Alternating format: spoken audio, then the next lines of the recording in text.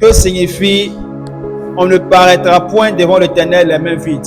Ce verset est devenu un problème aujourd'hui parce que pendant les offrandes, les présidents des offrandes, ils sortent ce verset et ils exhortent le peuple à donner à Dieu.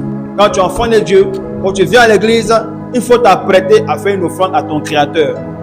Si on s'arrête à ce test, tu es dans la présence de Dieu, tu n'as pas l'argent, tu sors. Parce que Dieu dit, il ne faut pas te présenter devant lui sans offrande.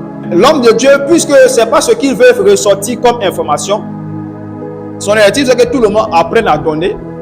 Il ne dit pas ça au peuple, mais dans la compréhension du peuple, le peuple se sent obligé de venir à l'église avec des offrandes. C'est pourquoi certains, quand ils n'ont pas l'argent, ma femme en est un témoin, dans son passé, quand elle n'a pas l'argent, elle ne partait pas à l'église. Si elle vient s'asseoir et puis on voit les bien habillés, les chics, et elle n'a même pas 200 ni 500 pour donner à Dieu. Ça, c'est la plaisanterie, elle n'est pas sérieuse avec Dieu.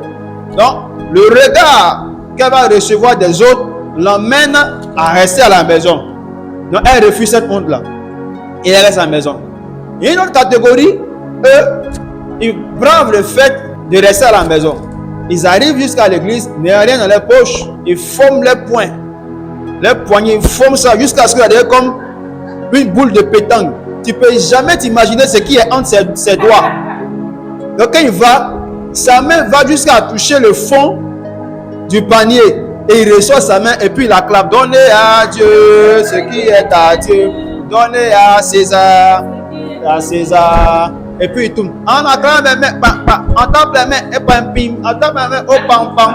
Et puis on fait la ronde. Il s'en s'asseoir. Ni vu nous connu. Et puis il dit, est-ce que vous me connaissez même dans son cœur? Qui a caissé honte de s'asseoir pendant que tout le monde est devant? Personne dans l'église ne peut savoir qui fait ça. Ça va jusqu'à certains qui ne viennent même pas à l'église même. Parce que quand ils voient le fonctionnement de l'église, ils se disent que le pasteur fait tout pour s'enrichir. C'est un business du pasteur. Puisqu'il encourage quelqu'un qui n'a même pas l'argent à forcément venir avec l'argent à l'église, et lui il devient riche, et celui qui envoie l'argent il est toujours pauvre. Donc il voit ça comme un business que le pasteur a mis en place pour s'enrichir lui et sa famille. Donc il dit, lui il va jamais prendre la route de l'église parce que c'est de l'arnaque, on joue avec les gens, on les manipule.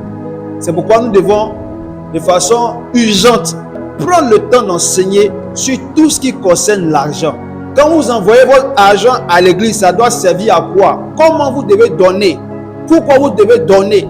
Ces questions-là doivent avoir les réponses. S'il doit avoir un bilan financier chaque mois, ou par trimestre, ou par semestre, ou par an, il faut que ça soit défini. Sur 10 ans, l'église a cumulé combien? L'église à quel niveau financier aujourd'hui? De toute façon, on peut dire tel membre de l'église est millionnaire ou milliardaire ou il n'a rien. Est-ce qu'on peut dire que l'église est millionnaire aussi? Ou l'église est milliardaire? Ou l'église n'a rien? Qui peut le dire? S'il n'y a pas de bilan financier au devant du peuple. Donc, la question de la gestion de l'argent doit être prise au sérieux dans nos différentes communautés. Ça sème beaucoup de troubles, ça sème beaucoup d'incompréhension et ça mène les païens à mal nous voir.